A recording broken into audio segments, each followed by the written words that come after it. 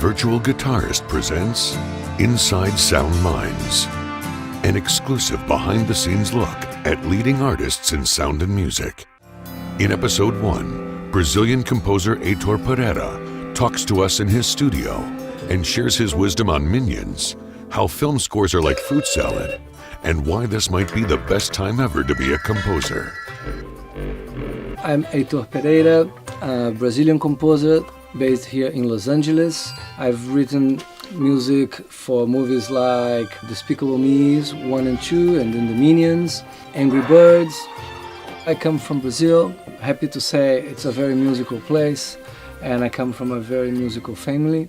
My mother has 17 brothers and sisters, and many of them are musicians, but they played like top 40 music, right? Which was great for me because it was a great education. Classical music came to me a little later. It just multiplied my love by 1,000, and I got hooked. Then I realized, you know what? I have the instincts, but I need to understand how this thing works. So then I studied composition, study orchestration, and to this day I do, because there's so much there to be learned. Why that is important to me? I think one of the main reasons: melodies.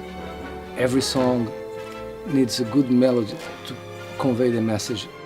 At some point I came to Europe and I joined a group called Simply Red, and I toured with them and made 4 or 5 records, maybe 5, for 10 years, which was amazing.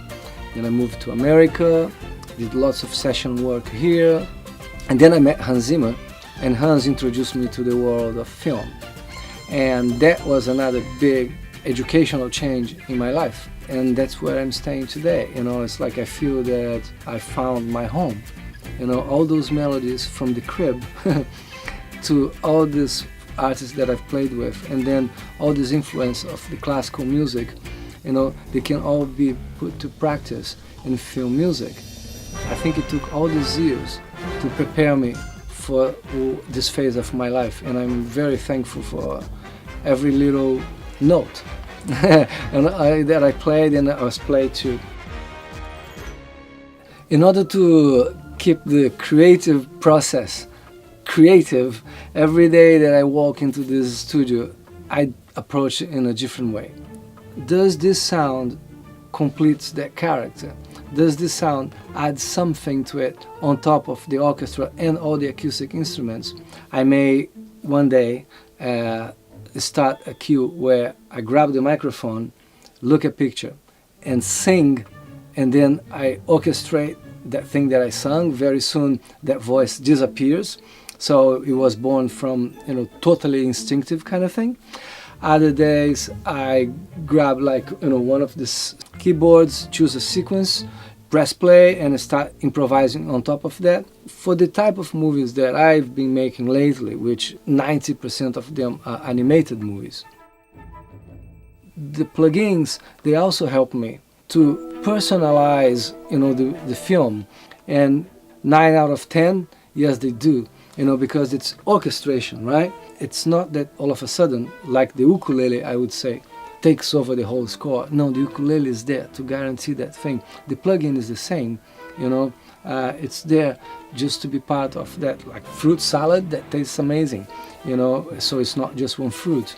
And that's how I love technology, just like one more color and this palette, to paint the whole thing. Singing, but not as a singer, but as an instrument to create music. I like, as I said, the guitar and the percussion and the piano. I think those are things that I can express myself the most.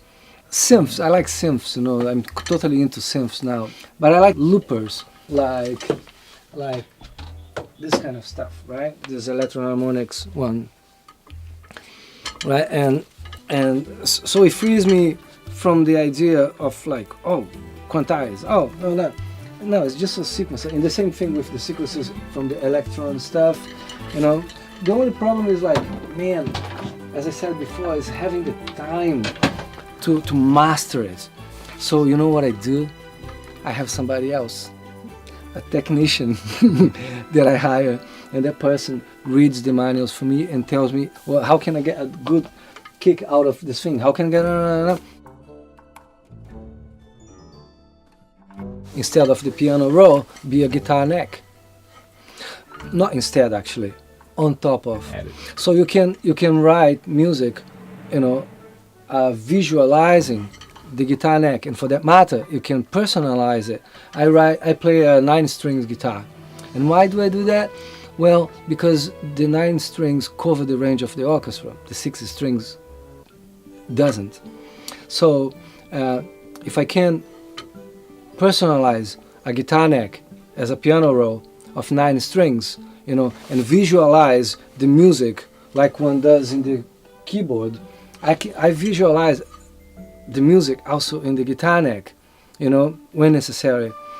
So we need that. Come on, guys. There are a lot of guitar players out there. To make that a threat to musicians or not, I don't believe it is.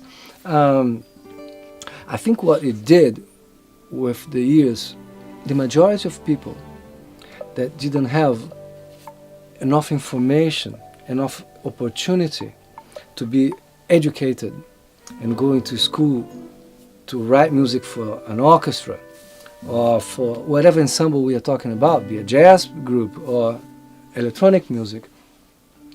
Now the tools are not for very much, right? Because before it was completely unaffordable. So I love plugins. I don't, or technology for that matter. I don't believe they will ever replace.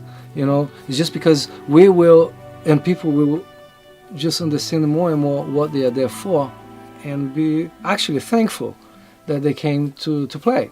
And that's how I feel about it. If you use your instincts, and you dig deeper and you press the buttons, the right ones and the wrong ones, I think in the end, all these new inventions, have created new music. And as a musician somebody who loves music, I can only be thankful to all these companies and all this and all these endeavors, right? Because it just makes me wake up every day and say, man, what's next?